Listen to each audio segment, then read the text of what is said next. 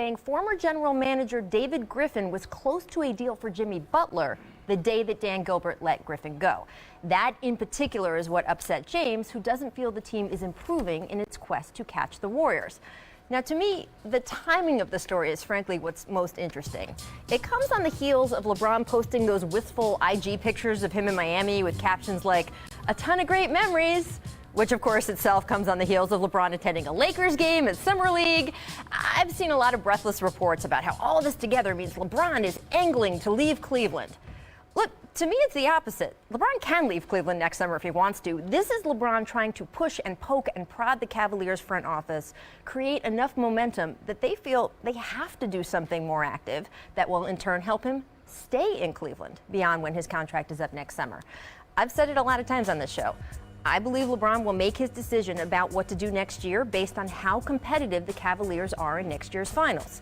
If they make it and compete strongly, and there's hope, even if they don't win, my bet is he resigns. But if by the end of next June it feels like a dead end and like Cleveland has lost ground on Golden State and it's only going to get worse, my bet is he leaves instead of just letting his career peter out there.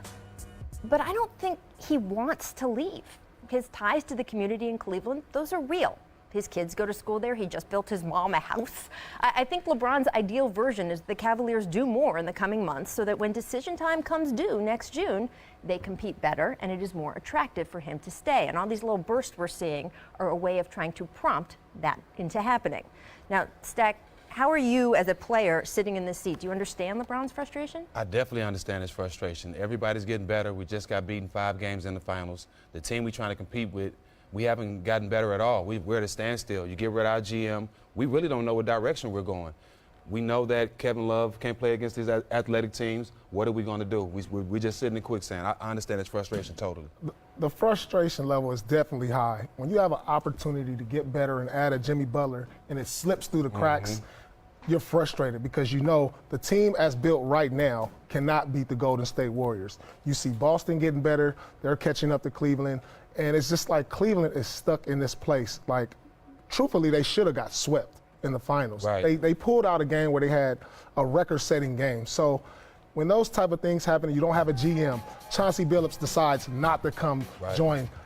The frustration level has to be high because LeBron, in all honesty, I say he has 2 or 3 more great years left. And when you have a great player like that who's pushing to try to catch Jordan in championships and as far as legacy, it can be very frustrating. And does it feel urgent, Paul? You're in that position where you know you have championship potential and you see and feel yourself getting older. As those years start to get more small, does it start to feel, do you get more antsy sitting at home in the summer? You definitely do. I mean, but he has to understand. LeBron pretty much handpicked the guys who came over, and now they're cash strapped. Durant has caused all this confusion because if you look at, if they don't have Durant, this Cleveland team as put together can beat Golden State. No question, no question. And so by Durant going to Golden State, it just pushed the envelope a little bit higher than it was because they did right by having the team they have right now. This is a championship team, but Golden State just pushed it up to another level. Okay, so then I look at my 2 problem solvers here and say, given that you have the impossible problem of the Warriors sitting over there with Kevin Durant in that completely unique situation, what do you do now? Well, Dan Gilbert's got to decide on his front office structure. And Kobe Altman, their interim GM, has been on the phones. He met with Dan Gilbert last week in Vegas. They started to talk about a structure of him as GM and the front office, but there's been no offer made. But it is hard as an interim GM, and Bobby can speak to this, when other teams know you don't have the job and you're trying to perform to get the job, it is harder to get deals done. They've got to make a decision there on that structure and go forward. Well, I look at them right now, and it's like an ATM that doesn't have any money, and you're going to put the card in, or if you're at the tables and you're trying to play blackjack and there's no more chips left. Right. I mean, you've got you used your minimum on Jose Calderon and Jeff Green. You had no draft picks this year, first or second. But Calderon and Jeff Green, those were decisions this front office made. This could be part of the bench frustration. that was older got older right now, and you look at their assets outside of Kyrie Irving and Kevin Love, which they tried to trade at the deadline and had limited takers. This team doesn't have the players or assets to get better internally? And do you want to wait until the March? I mean, we hear it, the March 1 waiver buyout again, but can you wait that long? Right, and also players aren't normally on that wire if they are exceptional game-changing players. Right, and I think right now, Kevin Love's value has steadily decreased since he's come to Cleveland. Right. The league has changed around Kevin Love. What his skill set was, the way teams play.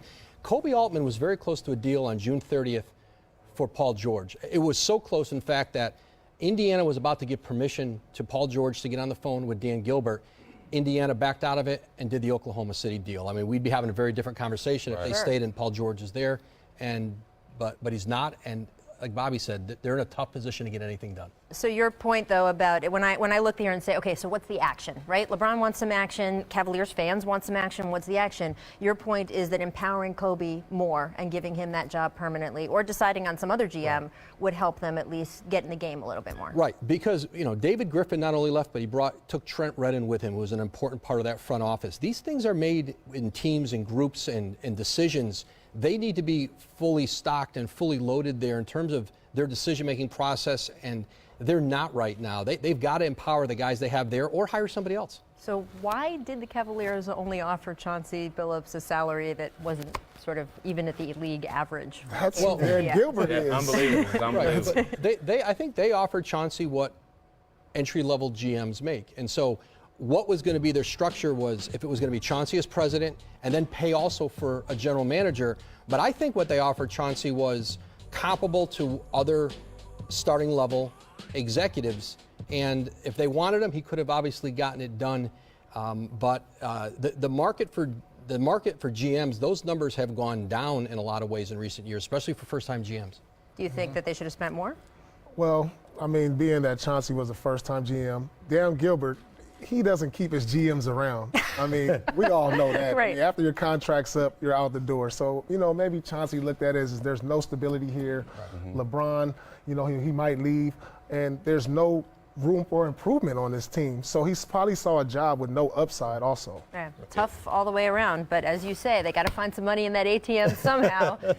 LeBron James would like to at least have a shot against the Golden State Warriors if he can get there in June. We got to take a quick break, but there is plenty more show to come.